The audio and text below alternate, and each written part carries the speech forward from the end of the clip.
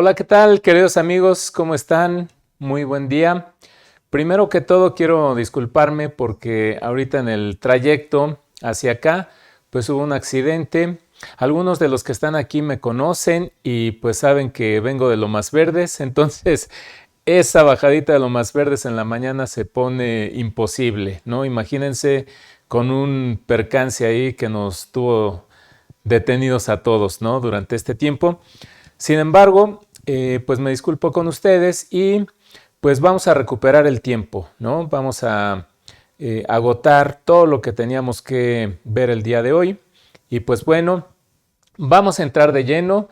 Mis queridos contadores, mis queridos estudiantes de derecho, mis queridos abogados, mis queridos estudiantes de contabilidad, el empresario que también le interesan estos temas porque pues prácticamente su empresa pues tiene mucho que ver con el pago de impuestos, ¿no? Por cualquier ingreso, por cualquier acto o actividad grabado por la ley del impuesto al valor agregado, que si causa IEPS, que si causa ISAN, que si causa alguna otra contribución, como podrían ser las aportaciones de seguridad social ante el IMSS, etcétera. Sabemos que existen diferentes contribuciones que pues obviamente personas físicas y morales están obligadas a calcular el impuesto que en un momento hayan causado y pagarlo, ¿no?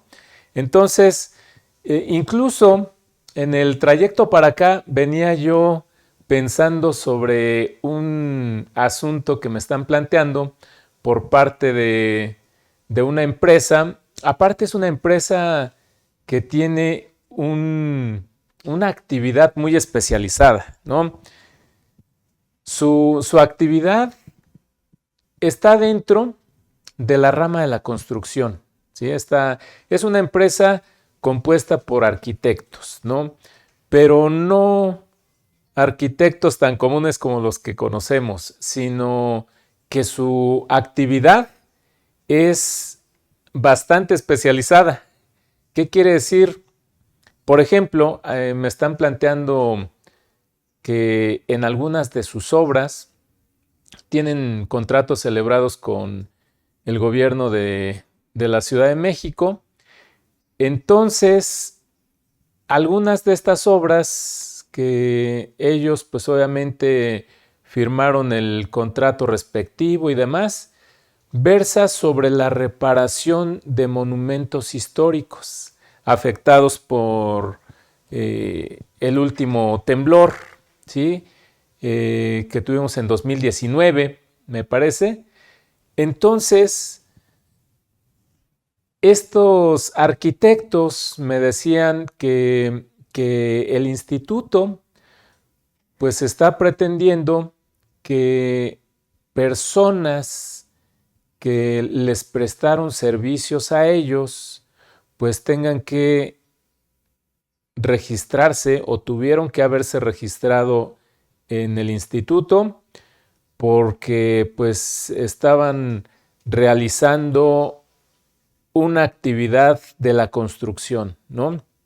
Entonces me ponía a platicar con estos arquitectos y me comentaban respecto a esas actividades de Resane, que tienen que cuidar mucho ese aspecto para que el monumento pues no tenga o no se puedan apreciar cambios significativos en su estructura, fachada y demás, ¿no? Entonces, precisamente en atención a ese punto que estoy comentando, entra lo que muchas veces nosotros como abogados, como contadores, como empresarios empezamos a cuestionar. Y realmente me ubico en la hipótesis porque para mí esta cuestión es totalmente especializada y a quien yo contraté me está prestando un servicio y me está emitiendo un comprobante fiscal por sus servicios especializados, ¿no? entonces no es mi trabajador, sino es una persona que está prestando un servicio altamente especializado. Y entonces empezamos a ver, bueno, ¿qué implica la construcción? ¿No? Y estamos analizando esa cuestión porque pues resulta interesante porque las cuotas que se debieron haber pagado no son las mismas para el empresario, en este caso los arquitectos, que para el IMSS, ¿sí? Entonces ellos me comentaban, si bien es cierto, con uno de los trabajadores, ¿no? De una de las obras, con uno de los trabajadores cometimos una omisión. ¿Cuál fue esta omisión? Pues que no lo dimos de alta en el periodo correspondiente, ¿sí? Y entonces ellos ya entregaron esa obra, ya verificaron por parte del gobierno de Ciudad de México que se cumplió la obra en sus términos. El monumento pues quedó debidamente resanado, reestructurado, qué sé yo, ¿no? Pero bueno, entonces pues estamos con estos arquitectos y yo todavía les comento, ¿no? Pero entonces la única omisión que tuvieron fue no haber dado de alta a X trabajador.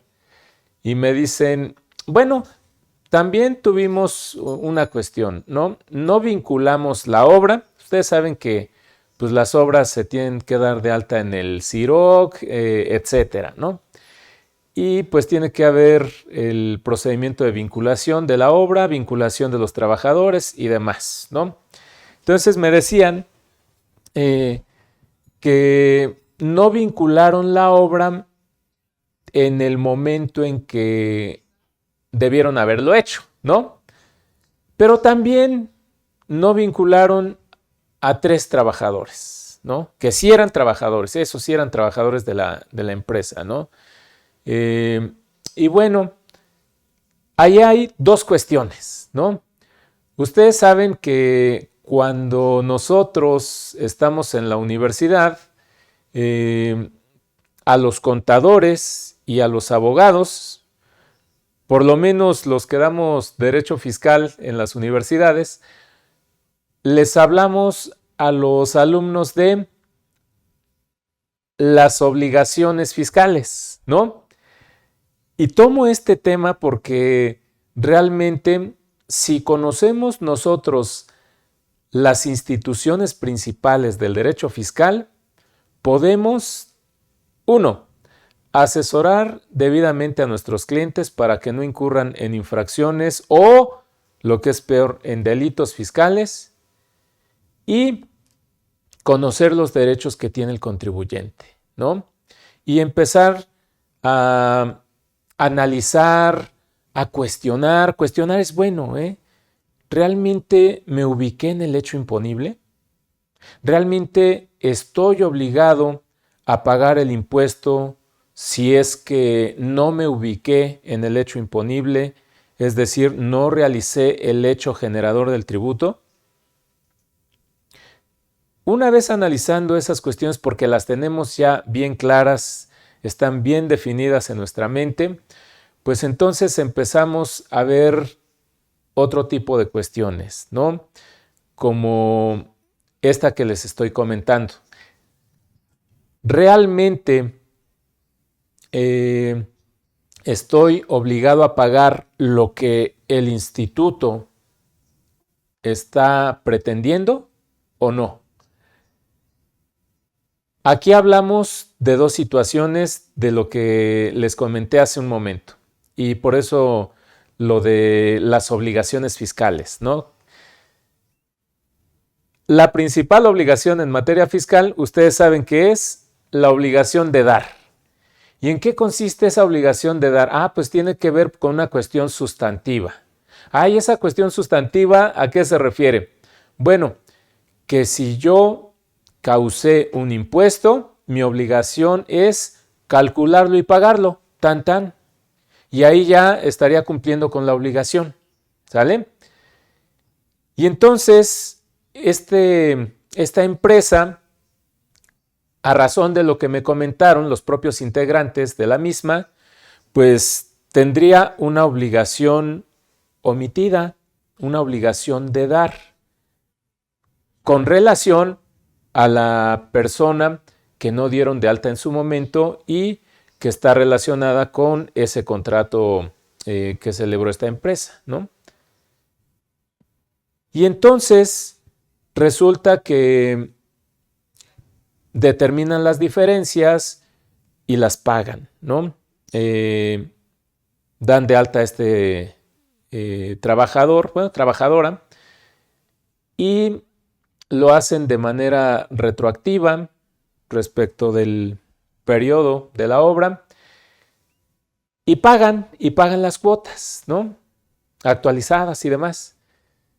Entonces, pues tenemos ahí una cuestión de dar respecto a esa obligación que ya se cumplió, ¿sale? Y bueno, el artículo 304 de la Ley del Seguro Social, que es parecido al artículo 73 del Código Fiscal de la Federación, y nos hablan de que no procederá la imposición de multas cuando se cumplan las obligaciones de manera espontánea, ¿sale? Y esto pues tiene su razón de ser, porque somos humanos.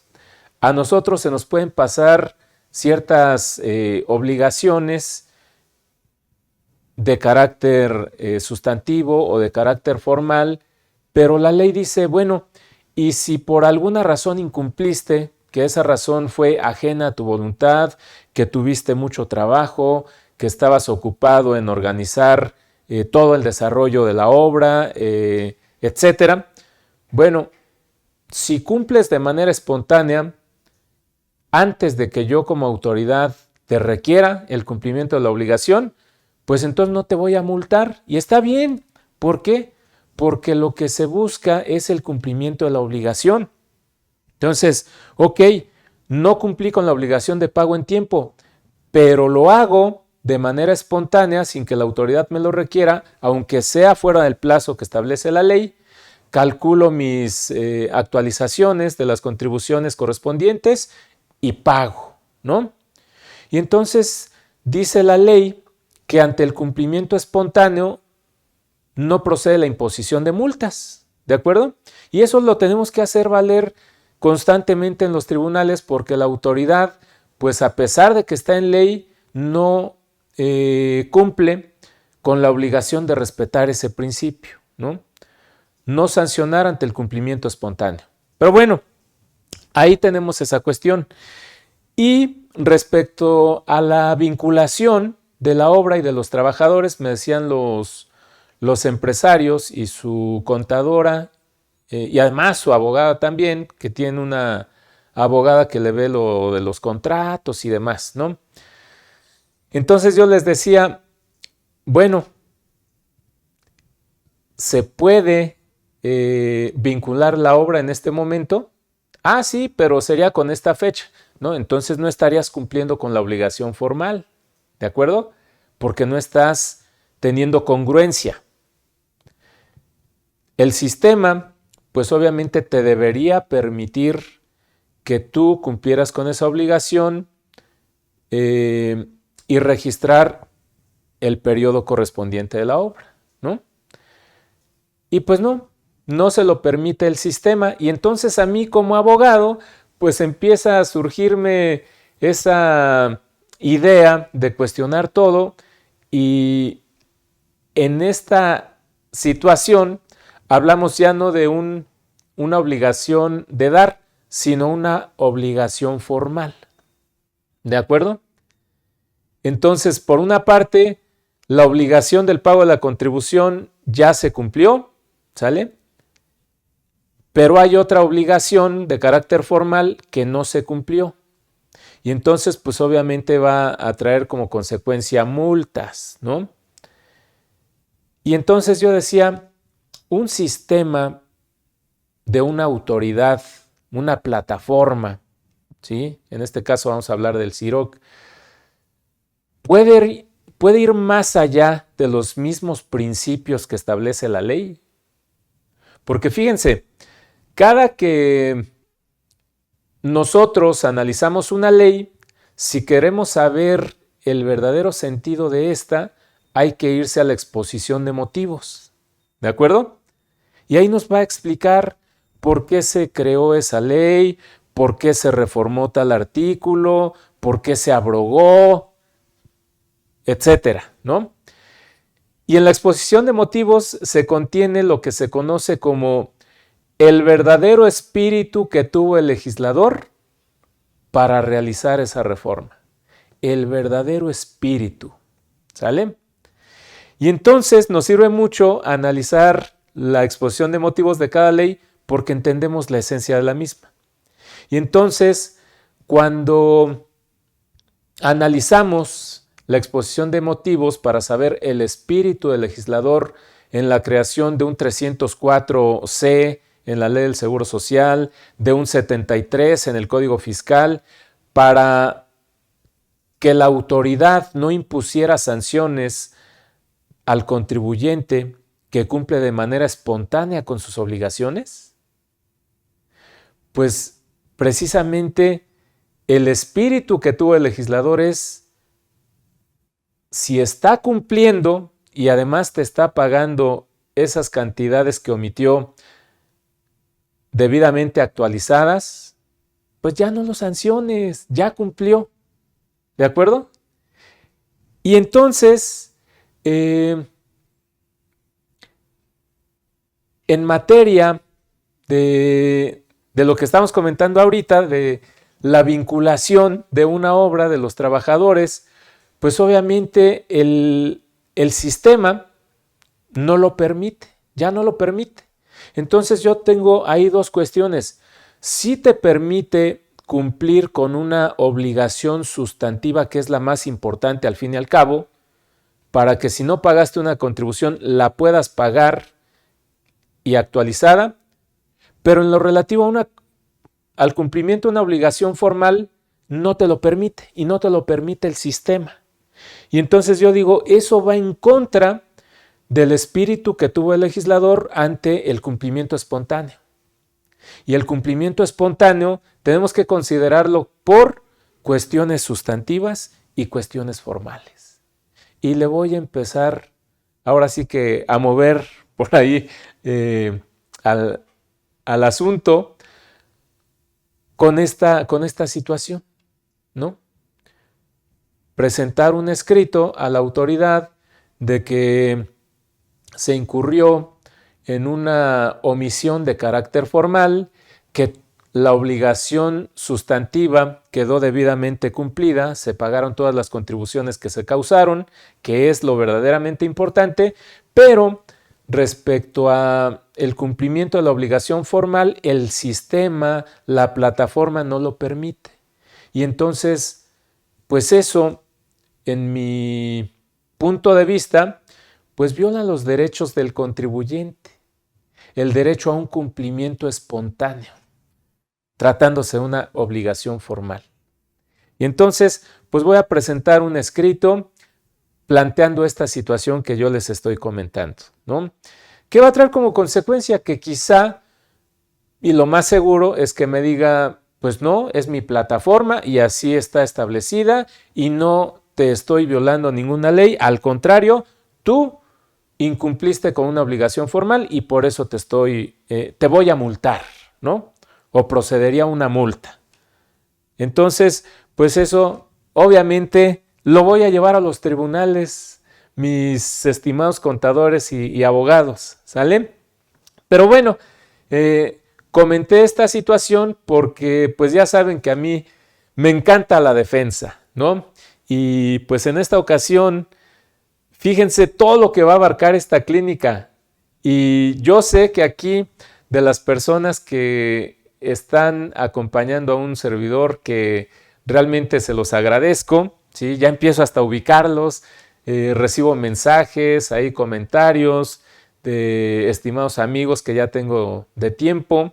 Mi querido Toño, mi querido Roberto, mi estimada Úrsula y otros amigos abogados y contadores que tengo que son, pues, se preocupan por su actualización día con día, ¿no? Entonces, a personas que cuando estoy aquí en el curso, pues preguntan, son muy amables para preguntar, plantear sus inquietudes y demás, situación que pues obviamente agradezco mucho, ¿no? Y agradezco a todos el seguimiento que dan. Y como había comentado en la grabación de la publicidad de esta clínica, voy a tratar de hacerlo lo más digerible posible porque sé que aquí nos acompañan muchos contadores. Y sucede algo curioso.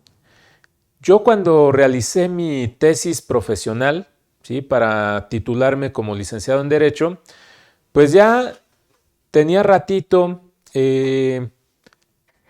teniendo relación con la materia fiscal. Ya había estado como ejecutor precisamente en el IMSS, ¿sí? Estuve un tiempo en capacitación y como ejecutor con esa autoridad, estando yo creo que en tercer semestre de la carrera. Mi carrera sí la hice en 10 años, ¿sí? Constaba de, perdón, en 5 años, constaba de 10 semestres y en el segundo semestre, a finales del mismo, fue cuando entré como ejecutor. Pues obviamente en ese periodo, en ese tiempo, la autoridad pues no se preocupaba tanto como ahorita lo hace, y principalmente el SAT, de que sus ejecutores fueran licenciados en Derecho, ¿no? Y pues aceptaron a un estudiante de Derecho. Que bueno, ya me di cuenta después que había muchos ejecutores que pues, ni carrera tenían, ¿no?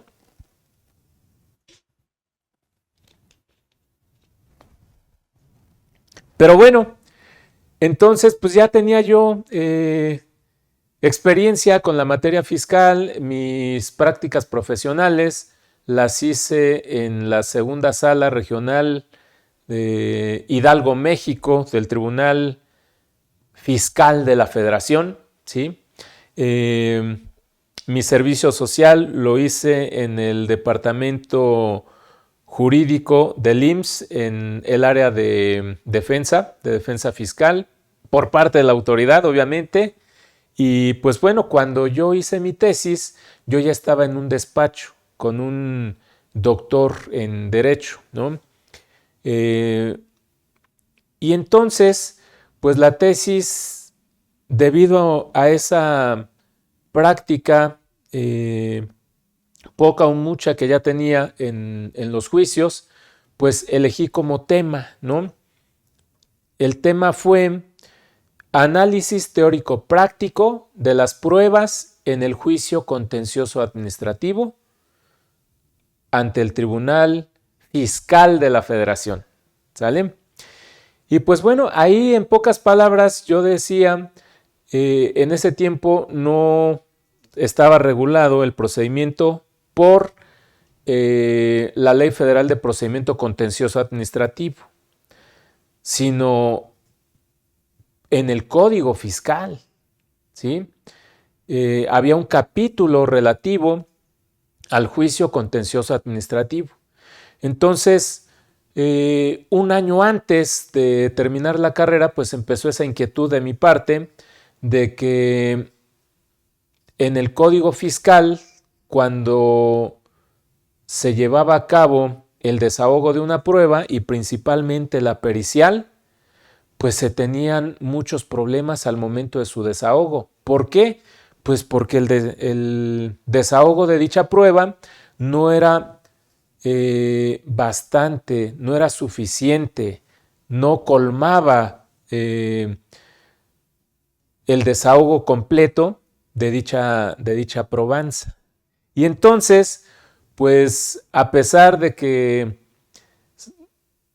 había un artículo que decía que se iba a remitir al Código Federal de Procedimientos Civiles cuando existiera alguna laguna o insuficiencia en la regulación probatoria o del mismo juicio del Código Fiscal, nos podíamos remitir al Código Federal de Procedimientos Civiles, ¿no?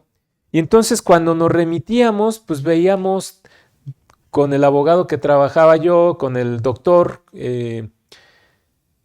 que cuando nos remitíamos a esa suplencia, pues no encontrábamos solución a una cuestión específica que había surgido en juicio. Y entonces platicaba con el doctor y me decía, esto se debe a la diferencia de materias entre el derecho fiscal y el derecho civil. Derecho público, derecho privado. Y entonces en los juicios, mientras en el aspecto civil, en un juicio, tenemos actor y demandado, que van a ser dos particulares.